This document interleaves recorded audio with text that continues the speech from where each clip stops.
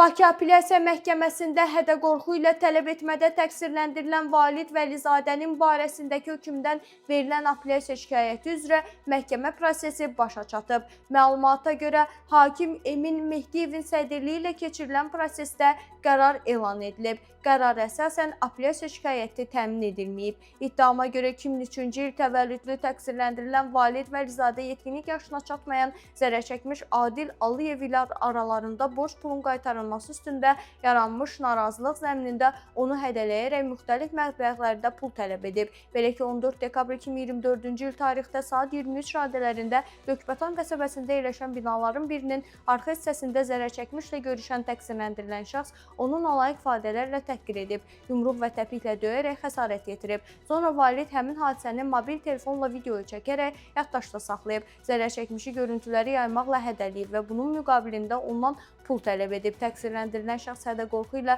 pul tələb etmək məqsədi ilə Adildən müxtəlif tarixlərdə dəfələrlə pul alıb. Beləliklə, Valid Vəlizadə ümumilikdə zərərçəkmişin 1600 manat pulunu hədə-qorxu yolu ilə ələ keçirib. Qaradağ rayon məhkəməsinin hökmü ilə o 2 il 8 ay müddətinə azadlıqdan məhrum edilib. Qeyd edək ki, ad və soyad şərti idi.